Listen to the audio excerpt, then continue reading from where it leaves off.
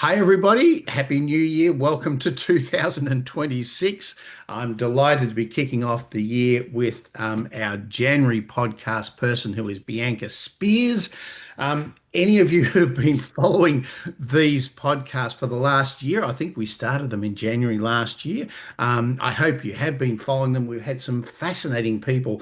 But one of the things that you'll notice about Bianca straight away is it's a secret. She's a bit younger than the other ones we've been talking to, which excites me because this is the next generation of people entering into the laughter sphere. So I've been following with great interest Bianca's journey through her laughter situation and what she's been doing. She is professional in everything that she does, which I adore about her as well. We'll talk more about that later on. Bianca, thank you for saying yes, but I don't know Bianca before anything laughter. Can you take us back, please, to Ooh, Bianca? Bianca Spears let's before laughter. rewind. Yeah, let's rewind. So, in preparation for this podcast, yeah, I've been watching some episodes and I know the first questions like, what happens? Who are you before laughter? And I was like, yeah, I was about 20 years old when I first encountered laughter yoga. I was living in Cairns and I was working in a radio station, full time in promotions and a little bit on air.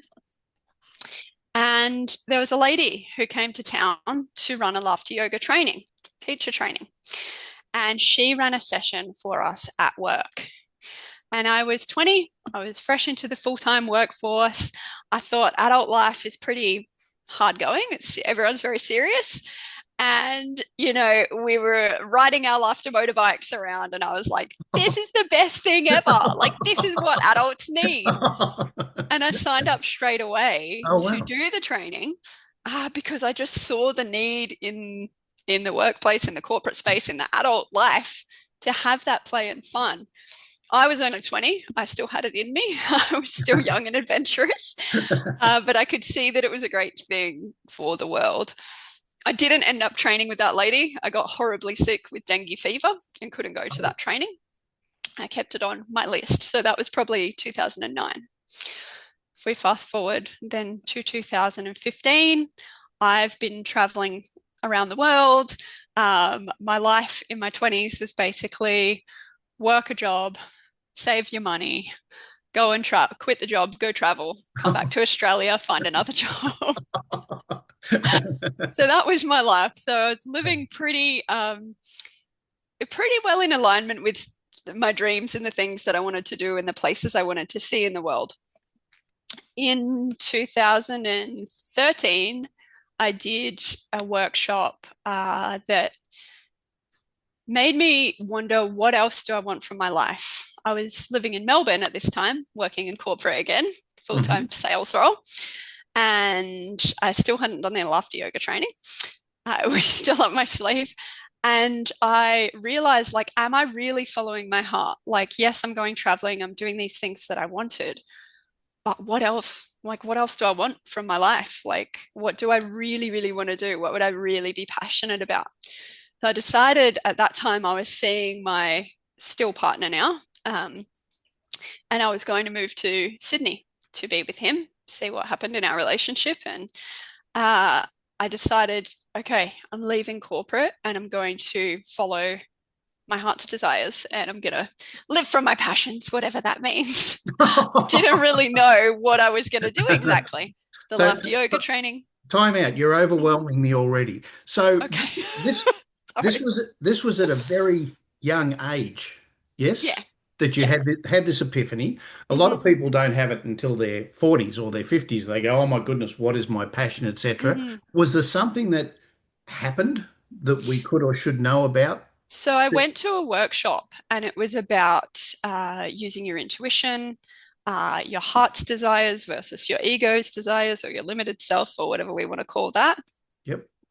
And looking at those beliefs, those boundaries, those limitations that we place on ourselves, and that we don't need to do that. Like we do that by default and we live Mm. in a safety zone because it's protective and it's helpful to feel safe and not get out and do the things we might be scared to do or fail at.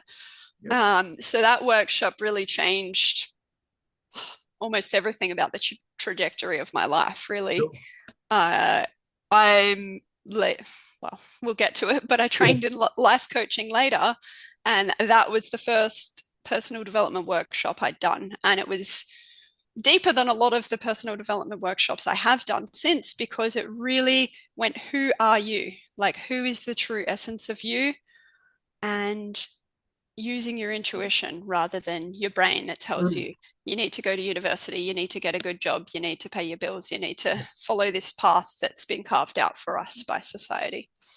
Wow. Cool. So continue the story. I interrupted you then, So that's but okay. like I said, you had this epiphany very early on, and a lot of people are in the corporate world at the moment, and Mm-hmm. they're burning out because Mm. the stresses and pressures of the corporate world can be overwhelming to the point where they go, "There's got to be something else." Whereas you found that so early on. So continue. So you're with a partner, I think you're moving to Sydney. What happened next? Yeah, so I moved to Sydney and I go, right, this is my fresh start. What do I want to do? Laughter yoga training was on the list. Photography course and like photojournalism. I thought maybe I want to become a travel journalist because I Hmm. love travel and I really enjoyed photography. So I did a little course in that. 2015 January. So it's been 11 years since Yep. I met Merv Neal and Oh, right. trained in laughter yoga. I didn't realize that. See, if I was any good at this job, Bianca, I'd do my history ahead of time and go, when did I actually meet this person under what? So January 2020, 2015, 11 years ago. Oh, wow. 11 years this month. Yeah. Time I pulled flies. out my certificate. We were about to go to bed last night, and my partner's like, "What are you doing? Go to bed." Like, and I was like, January 2015.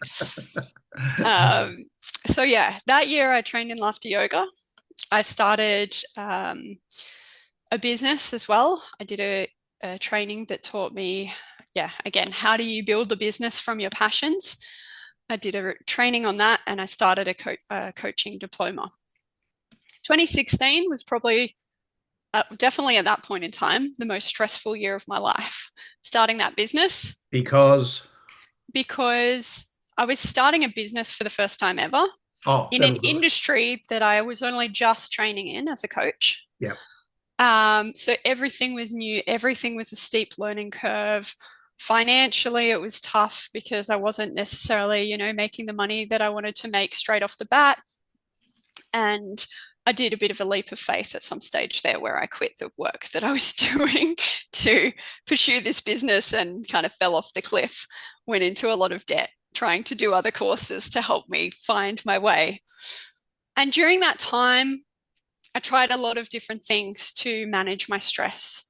I tried, exercising. I tried a few other things. I can't remember exactly. I was going to say breath work, but probably not at that point in time. Laughter was the thing that got me back on track.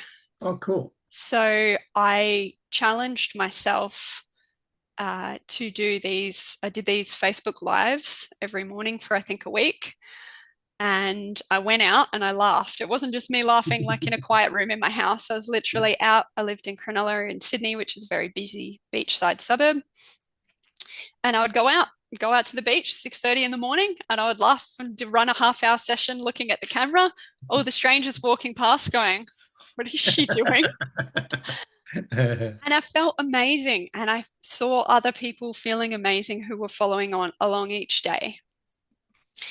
And from there, I started going then to a club that was running in Bondi, which was Connie Costa's club, Yes. who Yes. I met when I trained with you. Yes, you did. Yes. And so through 2016, I started going to the Bondi Club, laughing every week. And that, yeah, like I say, it just changed everything for me in my mindset, in my capacity, in my positivity and my mental, my mindset. I guess I already said that. And it also brought a sense of community through that club of other Mm. people who were choosing to laugh every week.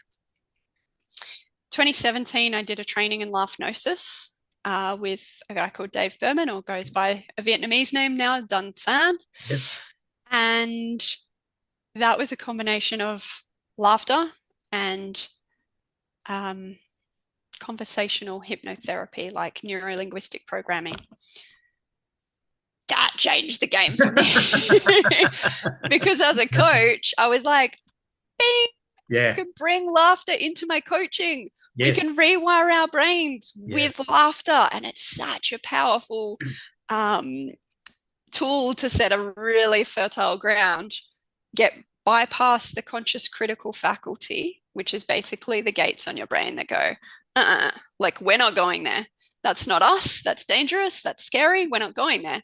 When we laugh, we're like, jump the fence. And our brain is very wide open. It's in a gamma brainwave state where we're super open, super receptive. It's a very high processing state. So that made me go, I need everybody to laugh when I'm coaching someone. Like that's what we want to be doing. We want to be bringing laughter in. Um, I was very close to Dave at that time and mm, was for subsequent years. And when he talked to me about laughnosis, laughter and hypnosis, there was something in my brain that just went bing. Oh, hang on. What are we doing here? Talk to me some more about it. And I supported him in developing that training and running that training because I said, you're onto something here. He wrote a book, Laughnosis, as well, too, which mm-hmm. I read, and I'm going, wow, you're really onto something here. So I love these people in the laughter world who go, yeah, laughter yoga, but then there's something else over here. So, love Yes. what Dave was doing. And I've talked to many hypnotherapists and hypnotists who have come to do the training as well. And they just say, do you realize that the laughter yoga process is hypnotic in itself? And I'm going, no, I Mm. didn't, but now I do. So, yeah, love Dave and his concept with laugh gnosis. And I'm glad you got that aha moment as well, too. Carry on. There's some more years coming. So many more years in this youthful life. Uh, so I guess one of the biggest things I've used laughter for, so while it got me through anxiety and things when I was starting my business, I then got to a point where I was actually had some coaching clients and got my business off the ground. Um, I came to the point where I was pregnant and I spoke to Dave and I was like, I wonder if I could use laughter in the birth. We release endorphins, which are natural painkillers. We release oxytocin, which we release through birth anyway. It's the bonding chemical, Yep. helps breast milk come in after we give birth. It helps us to birth the placenta. Like, I wonder how that would go. Like, what would I do? And he said, do you know Anne Rose Hart? And I was like, no, I've never heard of her. And he said, she is in America. She gave birth without knowing anything about laughter yoga. She started laughing through the Ah, birth. So I jumped on a call with her and she explained what she did through the birth. And she's since, after that, trained in laughter yoga and she uses laughter and play. I did a course with her years down the track called Quantum Play, where she again combines coaching and play and laughter. Um, so when I gave birth to my son, instead of screaming and crying, I decided to laugh and breathe and dance. And that was really, really powerful. Like the next day, they brought me some Panadol into my room, and I was like, I don't know what's supposed to hurt, but I didn't ask for these. And I think you got the wrong room. And they're like, oh, you don't want this? And I was like, no, I'm fine. The midwives found it. She said, it's a bit creepy. Laughing. I, I uh, I laughed when I had a tooth removed just recently, yeah. and I just said, "Look, it's going to be a bit creepy, but I'm going to laugh. I'm going to laugh through the whole thing." And they go, "Why?" I'm going, "Well, I'll explain to you later." And I just laughed through the Okay, whole thing. yeah, And the more I laughed, the funnier it was because here's someone removing a part of my body with pliers, and I'm laughing. Didn't feel a thing. I think laughter is one of the biggest distractions in the world. I really do. It's got all these other medical benefits, but I think it's just a massive distraction away from what could be a rather traumatic event. Carry yeah. on, carry But on. it's so interesting what happens when you start to laugh Oh because yeah, then you realize how funny that situation is, I mean, when Anne explained to me about her giving birth, she actually started laughing because she just found it hilarious that It's another pretty human was coming out of her. good. And she just found that so funny. And then she laughed more and more and more. I was laughing this morning in a car wash and I was like, I had some breakfast there with me and I was like, in my mind, I'll do 5 minutes of laughter. No, I won't. I'm laughing already. Oh, no, I don't have time to do 5 minutes. The food will go cold. And then I was like, the food will go cold. Oh no, first world problems. Like, gonna quit on my 5 minutes that I just committed to already, but only in the first minute. And you start to see how ridiculous things can be. Yeah. Um, Something else that happened, I guess, on my laughter journey was when I started doing coaching, I started showing up a lot on social media. Yes. And I was like, you know what?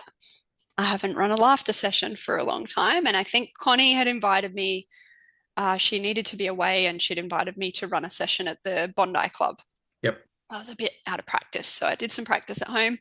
And I had seen online that Robert Rivest had videos on YouTube. And I looked and there was him and there was Sebastian Gendry and there was basically no one else. And again, as Merv mentioned at the start, old dudes laughing. And I was like, there's no female energy here. There's no young people. Why can't I just do laughter sessions on YouTube? So I did a couple and I meant to check before we chatted, but honestly, they just took off Yep. and I didn't know why. And I was focused on my coaching business, yet over the years, these things just keep gaining more and more momentum. And at times, the very first two laughter videos I ever did, which I think were in 2017, are still the most watched videos that I have and like highest performing in that month or that week. Yeah. And so I started to attract people in who enjoyed laughter. That then led me to the world of brain retraining. So rewiring your brain and calming your nervous system I mean, brain retraining could be anything. We do it in coaching all the time. But when I say brain retraining in this sense, I mean people who are consciously rewiring their patterns with a chronic stress response. So patterns of thinking like rumination or catastrophizing, thinking of the worst case scenario, um, with physical symptoms that are coming up in their bodies because of inflammation in the chronic stress response. So autoimmune conditions, long COVID, these kinds of things, you can heal through that. And so all these people were watching my videos because their program recommended laughter yoga. And who do they find? They find Sebastian Gendry and me and Robert Rivest pretty much at the start. Since then, there's been so many more people creating videos, which is awesome. And then I now coach in that space and I work with people who are healing through that through a company called Vital Side that I've got a couple of programs with them. One is a hub of nervous system regulation tools that could be for anybody. It doesn't need to be for a brain retrainer. It's anyone who's dealing with stress or just wants little 7 minute or less times in their day where they can go, okay, I'm just going to reset right now. And it's guided practices. And another one is more related to the brain retraining world. And then what happened? I've bumbled along. I get people asking me to do laughter sessions in corporate or for their birthday or with their family through YouTube. Again, I find if you're watching and you're into laughter, come and join YouTube. Come and join YouTube. Because with Facebook, with Instagram, with TikTok, every day the algorithm wants more. You're at the top of the feed and you're fizzling down to the bottom, and you got to put something new up to be seen again and put something new up to be seen again.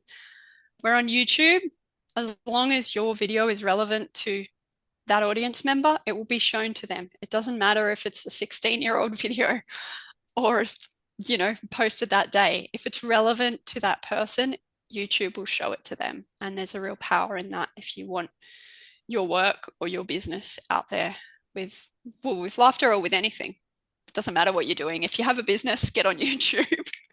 What what I'm hearing is consistency Huh.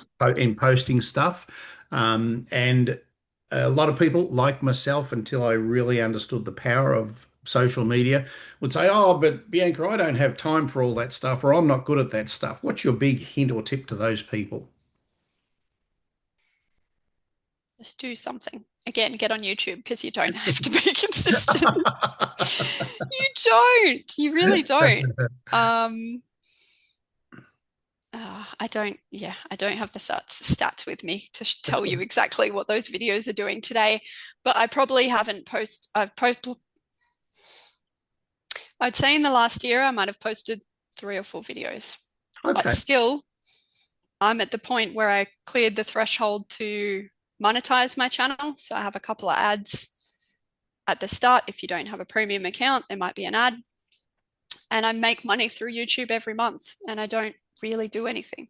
So Those you videos are there, getting to the audience that they need to get to, paying me, not thousands of dollars or anything, but paying me money. And if I did increase my consistency, I would get paid more because there's more content, there's more announcements and notifications going to my subscribers saying, hey, Bianca's got a new video, tune in.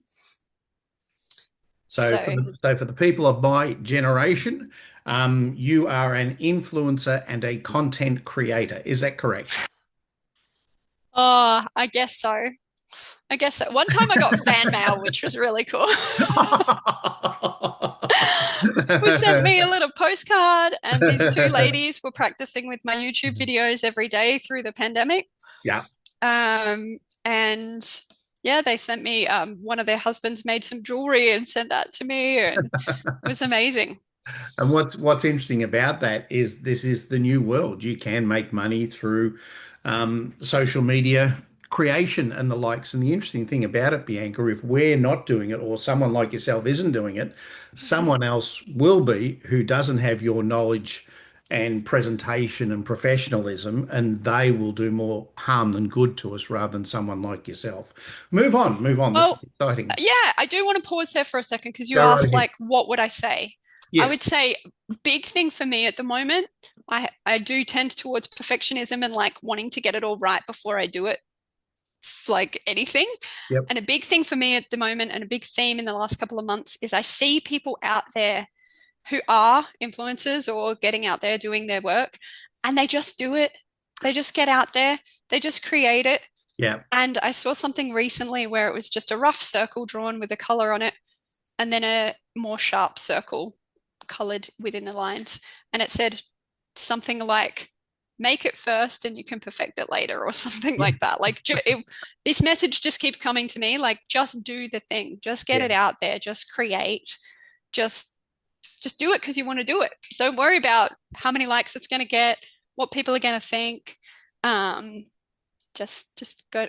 If you don't start, then you always wonder.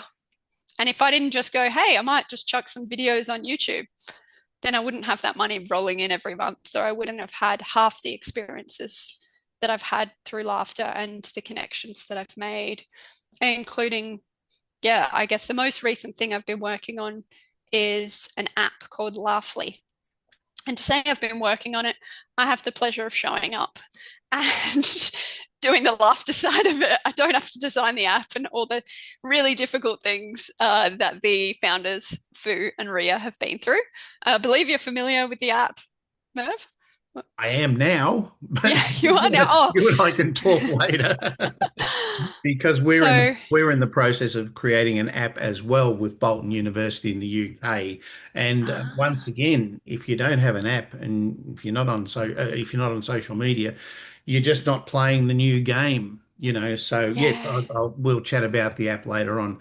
So continue on. We're yeah. nearly there. We're nearly there. Where were we up to? Oh, I kind maybe of bounced back to 2017 the or something like that. yeah, so the birth was after that was Yes. 2018.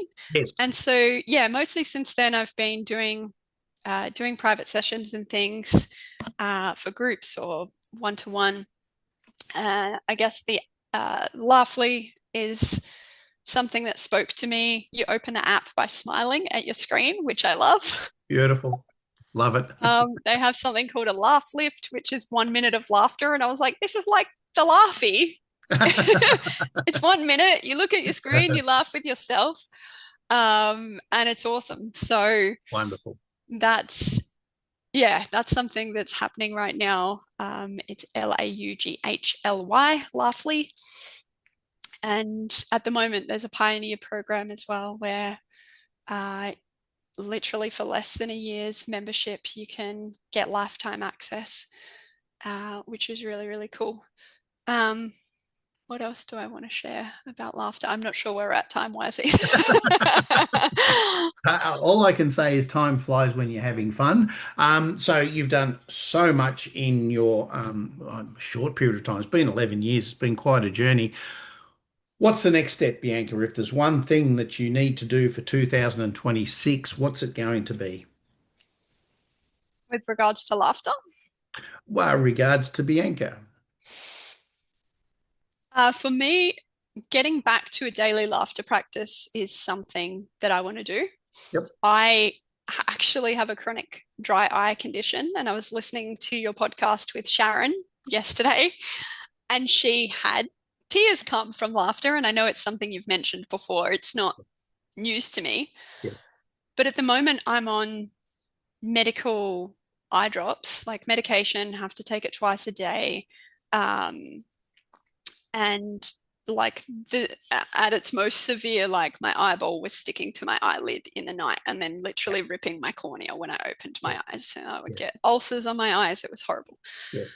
So for me, for many reasons, including my eyes, just my general mindset, laughter, especially at the start of the day, just really sets me up. I don't take things so seriously. I have more resilience in my parenting. I'm more willing to do things that challenge me or take me out of my comfort zone.